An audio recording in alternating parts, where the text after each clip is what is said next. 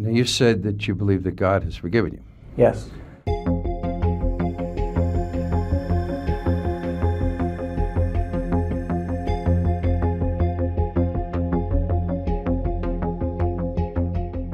Do you still keep in touch with your dad? Yes. Without getting too personal, how's he doing? He's doing fine. But he asked me not to talk about him. I understand. That's what I said. Safeguard his privacy and privacy of his family. Okay. In terms of the correspondence you carry on with different people and different ministry people and so on and so forth, what's your mail flow like around here? And I don't mean recently. It's been a lot. I don't make a big deal of it. I just consider it as part of my life now, part of it, in a sense, part of my ministry. I get letters from people from all walks of life. Most people are sincere. Some are having, very serious problems. And for whatever reasons, God, I believe, leads them to me. And I'm able to minister to them and encourage them, share Christian gospel with them, even some teenagers. And so it's been good. It's sort of ironic, isn't it? I mean, you're doing all this stuff through the mail these days. You keep the post office busy. What's that, a little nod of loyalty to your old employer? Once a postman, always a postman? Is this all this work that you're doing now, do you feel that this is helping you make up for some of the bad stuff that you were involved in? Do you feel like you're paying back a little bit? Yeah. These things, first of all, I want to be a good Christian because I want to please the Lord, but it's my way of saying that I'm sorry for the things that happened in the past, and I'm sorry for being that bad person and being a fool, and this is my way of, if I could reach out to some young person and through the videos and so forth that are going all over the place in schools and churches, youth facilities, prisons, I know that if I reach some of them with that warning that you don't want to come to prison, that you don't want to throw your life away, that you could have a better life through Jesus Christ, if somehow I could touch some of them and get them to change their direction, then it would have served a purpose. I really believe with all my heart that the message that I'm sharing today through the written pamphlets or through the videos have actually saved a lot of lives, and there's ministers to verify that, where their kids or whatever who've heard that message and have, instead of going in the path that they were going, which may have led eventually to a graveyard, an early grave, they've given their life to Christ instead, and they're better people today because of it. And so I'm thankful for that. That's truly a blessing. And that's not me doing that. I believe it's God. God works through people, ordinary people. Let me ask you something. Prison, of course, is for punishment, but it's for something else too. Rehabilitation. Is that correct? The purpose of prison, I mean, people get sent to prison for punishment, but isn't it a fact that prison systems also like to rehabilitate people if they can? I guess you could say that, yeah. Certainly, they want someone to learn their lesson where they don't come back to a place like this and don't throw their life away and hurt some other lives and damage other people. You would hope that someone would come to prison and, if they do get out, they would learn their lesson. But I feel that for what I see more than that is prison is a place of reflection and self-examination where a man is forced to come to terms with himself. You take a guy that's 30 years old, 40 years old, maybe he's got a couple of kids out there, maybe a wife, maybe he's with her, maybe he's not, but here's a guy that's an adult and he's in prison doing time, 5 years, 10 years, 15 years or more. There has to, it's like a point of reality where you got to face yourself and say, "Man, what am I doing with my life? What am I doing? Where am I going? What's my goal? What's my direction?" And I think that being in prison now 22 years, I've seen a lot of men come to terms with that, where they realize that at some certain point, they realize that they were doing traveling a dead end, traveling a road to destruction. And that's where, in here, the chapel has been such a blessing, where we have a chaplain that, ministers to the men, and we have a place where guys go for nurturing and encouragement. Do you, speaking of punishment, I mean, the death penalty wasn't in effect in New York when all of the 44 incidents went down. You know, if you, even for your role in it, how would you have felt if the death penalty was still around then, or was around then? Did you care at that point? There was a time when I had given up hope. I feel so far under satanic power and satanic control that I didn't care. I was more like a robot than a person. There was a time in my life when I feel that I was just utterly under a powerful influence that was destructive, and I didn't care if it was a point where I didn't care if I lived or died. How did these people get such control over you? It was a process. It took time. It was like little by little. I mean, I'm telling you, I didn't know it was going to come this way. I mean, when I got out of the service, I wanted to make a life for myself. My dad was moving to Florida. Most of my friends had, I guess, all gone or all changed directions in their life, and I just wanted to make a life for myself. I got an apartment. I had saved up, and when I was in the service, enough money to buy a used car, to rent an apartment. I got a job as a security guard. I enrolled in Bronx Community College. I wanted to have a future, you know, and I don't know, everything got turned upside down. I had good goals, and I just fell into under some kind of powerful influence. I mean, Yeah. You were a middle-class guy. Yeah. Middle class. Family's middle class, you were middle class. Now, based on what I understand, there were some people involved in this circle, if you will. There were some money people. Yeah. There were some influential people, high rollers. So you saw some of the high life, so to speak, right? I mean, do you think that had some of it too? You say, wow, these rich people are out doing this, so it can't be all that bad? I don't know. I just kind of fell into the flow of things, and I never really looked at it or analyzed that of their lifestyle.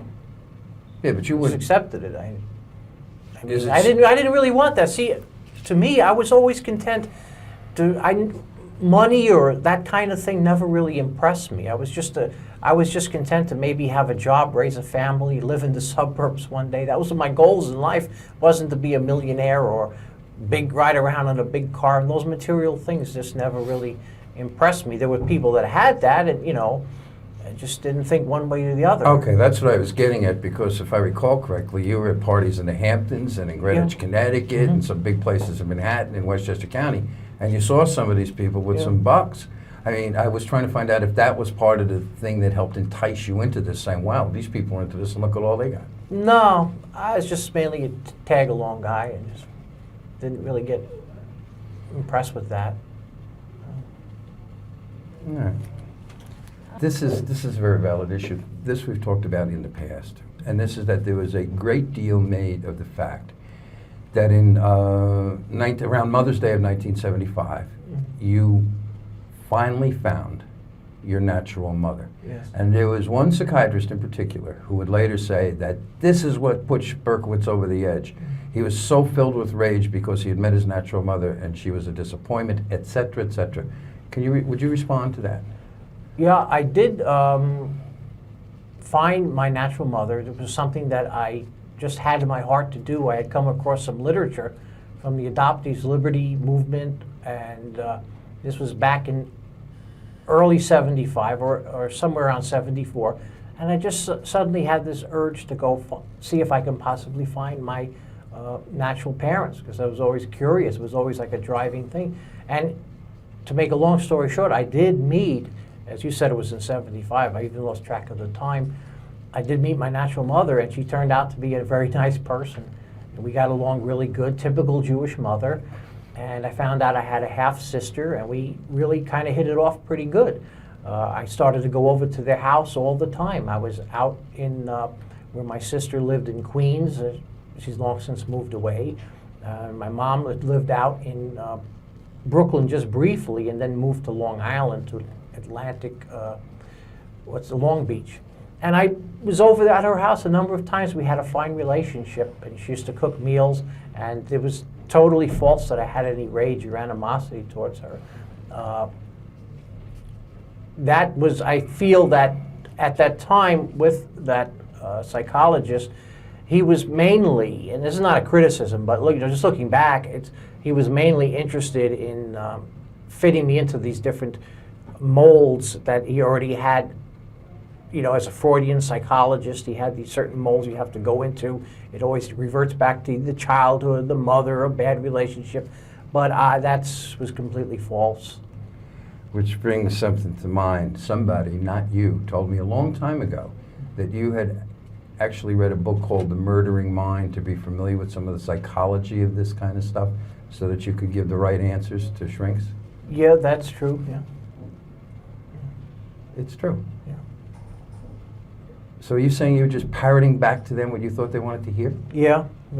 But there was a whole reason for that too. It's such a long story. It was that McGraw-Hill thing with Mr. Klausner and all the stuff that resulted from that. I had felt really betrayed by the attorneys, and it's no big deal. At that time, I was in a really depressed frame of mind, just coming into prison and, just facing everything. It was just so overwhelming. And then when I found out that the attorneys that represented me were working out a deal to write a book with this guy, and eventually a book was published by McGraw-Hill, which I think it didn't do well. It kind of bombed.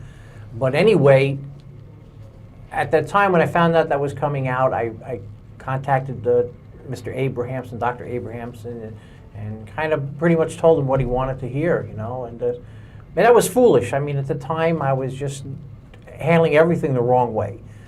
And at that time, I was, depressed and suicidal in prison, and I just. At that time, were you still involved in the occult? I used to practice in the very beginning, like rituals in my cell and everything. It was stupid. Yeah, we're talking about that, not now. Yeah, I know, I'm but it was about just, that. it was, yeah. So when you first came to prison and for a period of time, you were actually doing your own private rituals in your cell? Briefly, yeah. And I just, I was locked into a certain way of thinking. It's just impossible to explain, and I really hesitate to talk about it because sometimes it's just so taken out of context and misunderstood. But I was just into a type of thinking which I believe that later on in life, Christ had completely set me free from. And if it wasn't for my faith in Christ, if it wasn't for that other inmate reaching out to me one day and beginning to share his faith with me and bring me along that path, I probably would be just a miserable, lonely individual now, just caught up in my own world.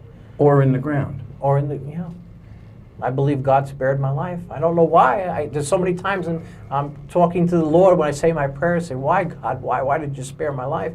And He just keeps reassuring me that He loves me and that things are going to be okay. Now, isn't it so that a substantial number of people whom you were associated with on the streets back in 76 and 77 are in the ground?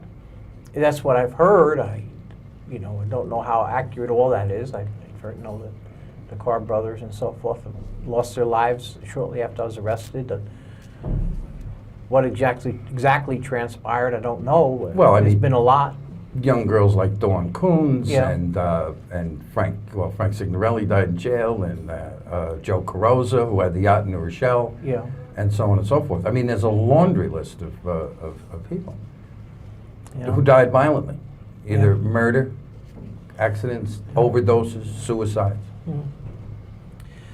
That's what happens when. This is why I try so fervently to reach people with the gospel, because I know what Satan can do to a person. Satan can utterly destroy a human life, and just as the Bible says that Satan comes to steal, kill, and destroy, but that Christ comes to give an abundant life. And if people dabble in things, if they follow that path that I was on, eventually they can end up destroying themselves, because there are powers behind the scenes. I know many people say, "Oh, bah humbug, I don't believe that stuff." Well, it's true whether people believe it or not. It's reality. There are powers, entities that people get involved with that could twist a person's mind and ultimately destroy that person's life. Do you remember Jimmy Kahn? Not the actor. Yes. The one who lived in your building. Yeah. After you got arrested, Kahn went up to his job trying to get a gun because he said people were now after him. Now, Kahn was involved in this case, at least in terms of Untermeyer Park, not at crime scenes. And he drove that yellow VW once in a while. Well, Kahn is the latest one. I don't know if you're aware of this, but Kahn committed suicide around last Thanksgiving. So, for the record, it's up to, that we know of, about 21 people who were associates of yours in one way or another on the wrong side of this case have died since your arrest. And only one of them, whose name we know, Mr. D, died of natural causes, and he was elderly. All the others were young and unnatural causes. Does that say anything to you about all this? Yeah. That the devil means business. It doesn't play. That's what I've been sharing in my testimony time and time again, that the devil does not play. And person follows him or serves him, they're throwing their life away. They don't know what they're getting into. What could start out as dabbling could ultimately lead to total possession. I've seen it in the past. I know what happened to me. And I hesitate to share these things in the public because it just sounds so unbelievable. People really can't accept that. They don't really understand, or my words get twisted. It's been a real uphill battle to even share. But mainly today, I just see that my calling in life, what I feel is my calling, is to share the good news of Jesus Christ and to reach as many with that message of hope as possible. I mean, even in other countries today, you know, the videos are going into the Philippines, into Russia. They're translated in different languages, Romania. And I mean, I have to look at that and say, well, I can't do anything about the past. I made wrong choices. I did foolish things. I threw my life away. I hurt other people and destroyed their lives, and I'm sorry for that. I can't change the past anymore. If I only knew what I was getting into at the beginning, as I said, I would have just ran away. But rejoin the army. Yeah. That would have, even to that. As I said, when I left the service, I was all ready to begin a new life. I had bought an expensive stereo system, a Sansui stereo system overseas, where the rates were cheap. I had it shipped to the United States. I got my own apartment, my own car. I saved up money when I was in the service. I enrolled in the Bronx Community College. I got a part-time job. I was going to school under the GI Bill. I thought I had a future, you know, and then everything just flipped around. I didn't think I'd ever end up in a place like this. Oh, it's the Catskills. What are the Jewish comedians coming together? Why do you think? Go ahead, Lisa. In terms of, you said you had a dream, to have the typical, somebody growing up in the 50s, the wife, the kids, the suburbs. I was wondering if more could ask you, have you had any kind of a romantic relationship with anyone, maybe somebody whose heart was drawn to you and they began writing to you? I know that happens. That's an interesting human interest kind of question. Some of, let's say, female friends over the years, without names, just in general, who you've corresponded with, you've developed some female friends, is that correct? Well, I wouldn't say like that, like really romantic. I do have, but this is off the record, I think. I do have, because I want to protect privacy. I learned to, this is my life. This is going to be the rest of my life. But it's hard to describe it. It doesn't bother me anymore because God has given me peace about it, and I can accept, this is kind of where I am, where I'll be. People get married even with life, even with consecutive life. Yeah, they do. Eric Menendez got married behind bars. So no marriage plans at all. No marriage plans. At least not at the moment. No. If I can, let me see if I can get this idea right that Lisa talked about before. It's the idea that there are as many, the authorities say that there are as many as perhaps 50 serial killers going around America at one time. And I mean, from the point of view of somebody who had been involved in something like that, granted not by yourself, I mean, is there something that the authority should do or people should be on the lookout for as a way to help identify this kind of thing? You know, I'm not really an expert on that. Those people come from all walks of life. There's a lot of, see, the way I look at it from the eyes of a person who's like a minister today, and I see that there's just a lot of hurting people out there, a lot of confused, lonely, troubled people, and a lot of angry people, a lot of tormented people, and that's why, you know, as a Christian, I try to reach as many as I can, because I believe with all my heart that it's a personal relationship with God that can give a person hope, that can give a person meaning in life. I don't know what causes that kind of behavior. I really don't know it, understand it at all. So you're not auditioning for the job as host of America's Most Wanted? No. No, but I mean, it's more the concept in terms of how should a person know if there's someone who needs help so badly, who's so troubled that they're going to cross that line and commit murder? Yeah. What advice would you give to someone to look out for so that maybe they could get someone to help them? Family members, friends. Wow, that's... Because that's something you would know from ministering to people, because you've seen the people who need the help so badly. What Yeah. are those symptoms? You could tell more. Wow. Take your time. And if you were one of them, you could reach into your own past or Yeah. any other person that you've met in this environment, when I'm sure there were plenty. Yeah. Well, I think that what people need is closeness. In society today, people are so far apart, and even in families, so many families are broken homes. And I don't mean just the broken homes in the sense that maybe dad's in prison or mom and dad are separated or something like that, but sometimes the family could be in, like, all under the same roof, mom and dad and the kids, and yet the home can still be broken because people are not communicating. There's no real bonding. There's no deeper love. It's sometimes even in one's own home, there could be strangers. I think it's so important for people to communicate and to spend time with one another in a family unit as much as possible. I know that, for example, in the incident in Columbine, those kids had parents, and they were from homes that on all purposes seemed to be stable and so forth. And yet, some ways you look at that, and yet there was, within the home, there was a broken relationship. And it seemed like those parents really didn't have an understanding of how far into, let's say, just use the word evil, those kids had fallen. And the parents seem to be, from what I understand, just kind of oblivious to that. My heart goes out to them, because I'm sure they must be struggling with that very much, asking themselves a lot of questions, why? But I can see that there's a need for people to be closer and to know one another better. So what signs then would those parents have seen? That's what is it that you would see in someone that would say to you, aha, the light bulb goes off on top of your head. That person's about to blow up the high school, or that person's about to, shoot people. What is it that you would recognize in another human being that would tip you off so that you could say, Jesus, I've got to help this person? That's the kind of thing I'm just curious about. Okay.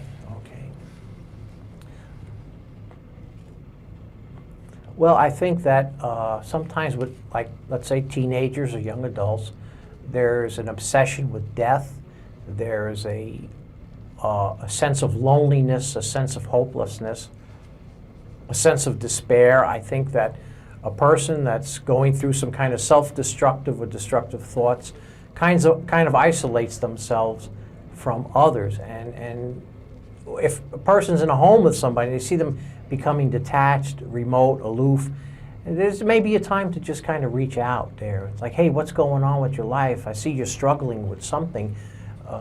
What's on your mind? Let's share. Let's open up a little bit. A lot of times, people just need someone to really talk to, someone to spend time with them, a friend or a family member that's going to stick close with them. And when these things are not there, people it's so easy to get into their own frame of mind, and their world becomes real small. and they don't see the whole picture. They begin to just dwell on their own problems, their own anger, their own frustrations in life, and those things begin to percolate inside of a person, build up, and next thing you know, you have some kind of rage, anger, something like that. I see that people need to know that there's a God, that cares about them, that there's a God that has a place in life for them.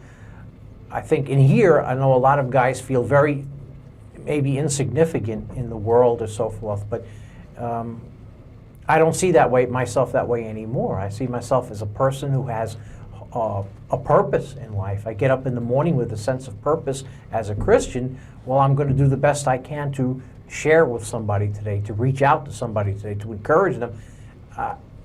Without those things, I just don't see how people can make it in this world. People try to lose themselves in all kinds of things. And when a person begins to become aloof, that's usually a sign that they're going through something. Well, don't you think people withdraw too? I mean, there's different forms of withdrawal. I mean, you can withdraw into TV, into the internet, into drugs, into alcohol. Yeah. I mean, not in here. Nobody here's on drugs, alcohol, or on the internet, and they're certainly not watching too much TV. I don't think. It's just another one of the things of the case, how myths travel on and on about this brown-haired girls and all that. Was there anything to that? No. Okay. And I just, in terms of just reaching back to your lowest point, because you've come so far from so low, if you could try to talk a little bit of just comparing how you felt, if you could just reach into your heart and try to talk a little bit about feeling like you were in the depths of that moment where suicide was clearly something that would have been an option. Right now, it's the last thing that you would consider because you have a purpose, and I'd love you to... That's. I think that's a very reasonable question too, Dave. That's one we tried earlier and didn't want to talk about. I just asked you if you could contrast or compare the David Berkowitz of 1977 to the David Berkowitz today. The difference. The David Berkowitz of the past was a very guy living without any hope, and was a very troubled and tormented person.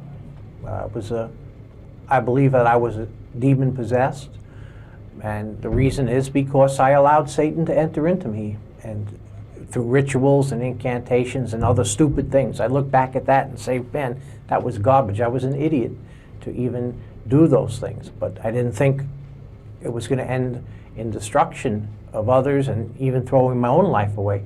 But today, thanks to Christ, today I'm living with hope. I know that God has forgiven me, even though others may never forgive me, and I have peace with God. I have peace with myself. I have joy. I have a future, and I believe that Christ is coming soon, and one day I'm going to be with him. One day, that's one of the tenets of the Christian faith, is that Christ will come again. And when that happens, in an instant of an eye, I'll be up in heaven with him. And that's a hope that millions of Christians have. I live with that hope, and I face the future looking forward to being the best I can be as a person, and trying to touch as many lives as possible, trying to reach out to as many as possible in the time I have left, however long that may be. Now, you said that you believe that God has forgiven you. Yes. But have you been able to forgive yourself, or is that something you'll never be able to do? There was a long time of struggle where I couldn't forgive myself. And I went through a lot of pain during that time period. But one day a minister was preaching a sermon from the book of Micah, the prophet, and he talked about God taking all your sins and throwing them into the sea of forgetfulness, never to be remembered anymore. And as he was speaking, I felt like God's Spirit, I know it's a hard thing to understand, but I kind of sensed God's Spirit just kind of bloom in me in that moment where I felt God was reaching out to me and saying, David, your sins are forgiven. David, I've completely forgiven you. I love you. I want you to know that. And right then and there, it's like a light went off inside me. And I knew from that moment that my sins were completely forgiven.